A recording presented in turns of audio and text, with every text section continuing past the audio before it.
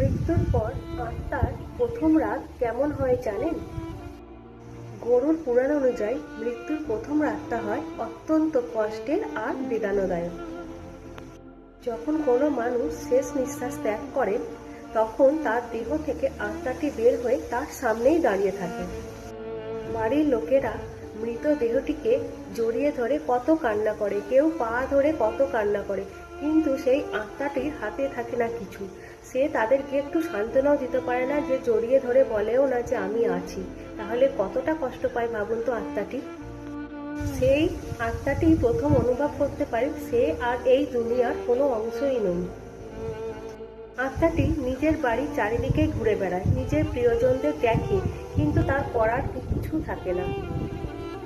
সে শুধুই দেখতে থাকে, না কাউকে স্পর্শ করতে পারে, না তার কথা কাউকে শোনাতে পারে।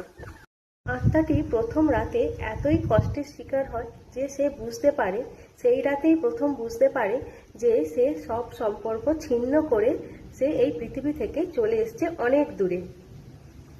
তাই বন্ধুরা, প্রিয় মানুষদের ভালোবাসুন। গরুড় পুরাণ আমাদের এই শিক্ষা দেয় যে কাছের মানুষদের যতদিন বেঁচে আছেন ততদিন ভালোবেসে বাঁচুন। মারা গেলে ইচ্ছে করলেও আর কোনো মানুষকে বা প্রিয়জনকে ভালোবাসতে পারবেন না, কাছেও পেতে পারবেন না। রাধে রাধে।